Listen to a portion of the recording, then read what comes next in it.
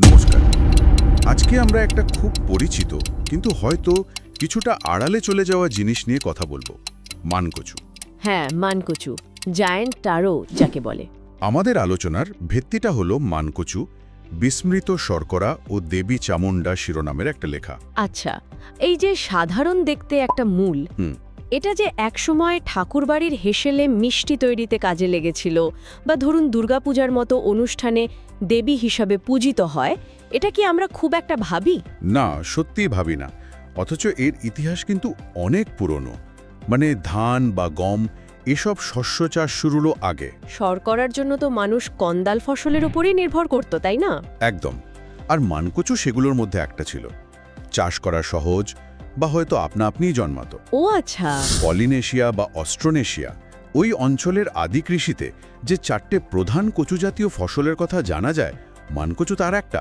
তাই নাকি? হ্যাঁ, এমনকি ইন্দোচীনে তো ধরুন খ্রিস্টপূর্ব 1300 অব্দেও এর চাষের প্রমাণ মিলেছে। বাব্বা, অনেক প্রাচীন তাহলে। আর এদিকে দক্ষিণ এশিয়াতে এখানেও এর ব্যবহার ছিল, যেমন ধরুন খনার বচন। হ্যাঁ, শুনেছি তো। ওলে কুটি মানে ছাই। ঠিক। এই যে উল্লেখ, এটা থেকে কি বোঝা যায়? বাংলা, আসাম, ওড়িশা, এমনকি শ্রীলঙ্কাতেও এর চল ছিল। কিন্তু একটা ব্যাপার আছে না, যে এর মর্যাদাটা নাকি পরে কমে গিয়েছিল। হ্যাঁ, সেটাই একটা অদ্ভুত ব্যাপার। মানে যখন দুর্ভিক্ষ হতো বা খাবারের আকাল দেখা দিত, তখন এটাই ভরসা ছিল। ঠিক, মানুষ এটা খেয়েই জীবন ধারণ করত। আর সেজন্যই হয়তো পরে যখন ভালো সময় এলো, তখন এটাকে লোকে একটু অন্য চোখে দেখতে শুরু করলো, সাধারণ বা নিচু জাতের খাবার হিসেবে। হ্যাঁ, কিছুটা সেরকমই। আপন জ্বালা উদ্ভিজ্জ খাদ্য, এরকমও বলা হতো। খুব সাধারণ, আভিজাত্য নেই। তাই হয়তো আজকাল উৎসব বা অতিথি আপ্যায়নে এর চলটা একটু কমে গেছে। কিন্তু দেখুন, এর উল্টো দিকে আবার মৃণালিনী দেবী আর রবীন্দ্রনাথ ঠাকুরের সেই মানকচুর জিলাপির গল্প। একদম, সেটাই বলছিলাম। একদিকে যেমন সাধারণ খাবার ভাবা হচ্ছে, অন্যদিকে বিখ্যাত লোকেদের রান্নাঘরেও এর কদর। তাছাড়া ভর্তা, তরকারি এগুলো তো আছেই। ব্যবহারিক দিকটাও তো কম ইন্টারেস্টিং নয়।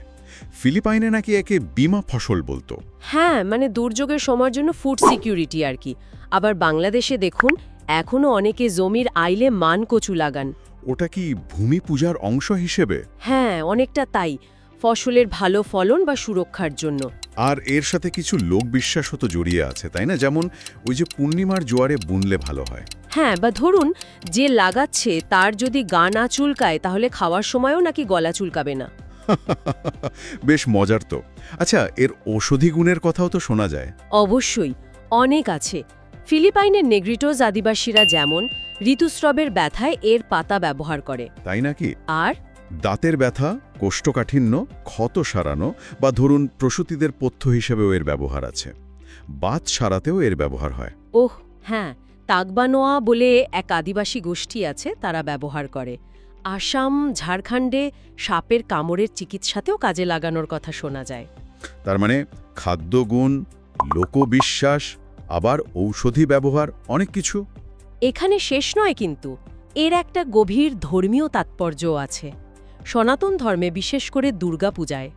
হ্যাঁ, নবপত্রিকার কথা বলছেন তো? 9টা গাছের অংশ দিয়ে যেটা তৈরি হয়। ঠিক, ওই নবপত্রিকায় অষ্টম পত্রিকা হিসাবে কিন্তু মানকচু থাকে। আর এর অধিষ্ঠাত্রী দেবী হলেন চামুণ্ডা। দেবী চামুণ্ডা, যিনি চণ্ড আর মুণ্ড অসুরকে বধ করেছিলেন। তার রূপটা কিন্তু বেশ উগ্র, তাই না? অস্থিচর্মসার। হ্যাঁ, কোটরাগত চোখ, খুব শক্তিশালী রূপ। দুর্গাপূজার সন্ধিক্ষণে অষ্টমী আর নবমীর সংযোগকালে তার পূজা হয়, আর প্রতীক হিসাবে মানকচু গাছ ব্যবহার করা হয়। আচ্ছা, চামুণ্ডা তো তন্ত্রের দেবী হিসাবেও পরিচিত। একদম। তিনি অষ্টমাতৃকা বা আর্জন মাতৃদেবীর একজন। 64 যোগিনীর মধ্যেও তাকে গণ্য করা হয়। এরা সবাই প্রজ্ঞা বা আধ্যাত্মিক জ্ঞানের প্রতীক। আর শোনা যায় বিন্ধ্য অঞ্চলের আদিবাসীদের মধ্যেও তার পূজা প্রচলিত ছিল। হ্যাঁ, এর একটা ঐতিহাসিক দিকও আছে হয়তো। ষোড়শ শতকের আগে ভারতে ডাকিনীবিদ্যা বা শক্তি সাধনার বেশ চল ছিল। পরে হয়তো প্রাতিষ্ঠানিক ধর্ম থেকে এগুলো একটু দূরে সরে যায়। তাহলে চামুণ্ডার আরাধনা কি সেই পুরনো তন্ত্র সাধনার সঙ্গে এখনকার ধর্মের একটা যোগসূত্র? ভাবা যেতেই পারে।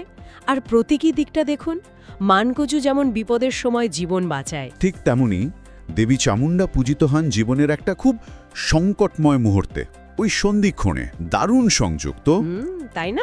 তাহলে সব মিলিয়ে দেখলে মানকচু শুধু একটা সবজি বা খাদ্য নয়, এর মধ্যে ইতিহাস, সংস্কৃতি, লোকবিশ্বাস, চিকিৎসা, আধ্যাত্মিকতা সব মিলেমিশে আছে। এক কথায় প্রতিকূল পরিস্থিতিতে টিকে থাকার একটা অসাধারণ প্রতীক। ঠিক, একটা সাধারণ কন্দ অথচ কত গভীর অর্থ বহন করছে। একদম। হয়তো আমাদের চারপাশে এমন আরও অনেক জিনিস আছে যার গুরুত্ব আমরা সময়ের সঙ্গে সঙ্গে ভুলে গেছি বা সেভাবে খেয়াল করি না। সত্যি তাই। আজকের মতো আলোচনা আমরা এখানেই শেষ করছি। তবে একটা প্রশ্ন মনে আসছে যেটা হয়তো আমাদের ভাবাবে। বলুন। এই যে ঐতিহাসিক ঘটনা, সামাজিক স্মৃতি বা ধরুন সময়ের সাথে ধর্মীয় আচারের বদল, এগুলো কিভাবে আমাদের খাবার দাবার বা ঐতিহ্যের ধারণাগুলোকে প্রতিনিয়ত প্রভাবিত করে, নতুন করে গড়ে তোলে।